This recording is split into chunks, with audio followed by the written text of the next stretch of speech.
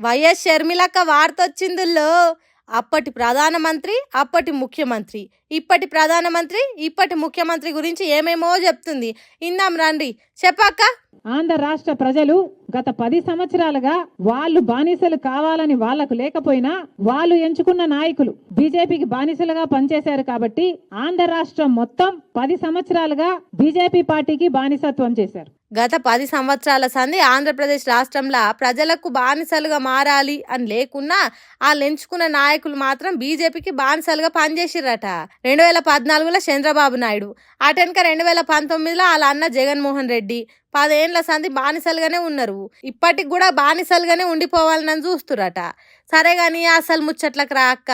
2015లో అమరావతి రాజధానికి శంకుస్థాపన చేస్తే ఆ స్థలాన్ని మేము సందర్శించాలనుకుంటే అది తప్పట. ఆ గది అప్పుడు స్వయంగా మోడీ సారే వచ్చి రాజధాని కట్టనికే శంకుస్థాపన చేసిన స్థలం గురించి అక్క అనాలసిస్ చేసి చూపెడుతుంది చూడుర్రి. మోడీ గారు 10 ఏళ్ళు అయింది మీరు వచ్చి, మరి దీని కథ ఏమిటి, దీనికి ఏం సంజాయిషి ఇస్తారండి అని మేము అడగాలనుకుంటే మమ్మల్ని ఏం చేశారండి? హౌస్ అరెస్ట్ చేశారు. దేనికి? ఏంది మోడీ గారు, దీనికి పరిష్కారం ఎట్లా అని అది మేము ఎత్తి చూపెడదామని పోతే మమ్మల్నే తప్పట్టున్నారు, హౌస్ అరెస్ట్లు చేస్తున్నారని బాధపడుతుంది. శంకుస్థాపన చేయనికి వచ్చినప్పుడు మోడీ సార్ ఏదో స్పెషల్ గా పట్టుకొచ్చిండంట కదా అక్క, గది కూడా ఏంటిదో చెప్పరాదు? ఉట్టి చేతులతో రాలేదు, 10 సంవత్సరాలు మట్టి చేతులతో వచ్చారు.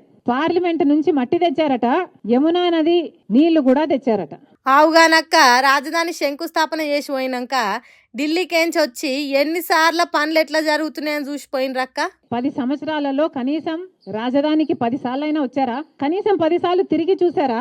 కనీసం 10 సార్లు అయినా ఏం జరుగుతుంది అమరావతి గురించి అని ఆరా తీశారా? ఆంధ్ర రాష్ట్ర రాజధాని కోసం కేంద్ర ప్రభుత్వం ఎన్ని నిధులు ఇస్తుందో ఏం కథనో అన్ని ఎప్పునాకనే పోవాలని అనుకొచ్చింది షర్మిలక్క. మరిగా ఈ ముచ్చట ఎంత దాకా పోతుందో ఏమో గాని అదంతా పక్కకు పెడితే ఏది ఏమైనా అక్క మాట్లాడే మాటలల్లా ప్రాస్ ఉంటది చూడుర్రి. ఏం మాట్లాడిన ట్రెండే పొర్రి. ఇక మరి అక్క డైలాగ్ల లిస్ట్లా ఈ మాటలు కూడా చేరేతట్టే కొడుతుంది కథ చూస్తుంటే. ఏమంటారు?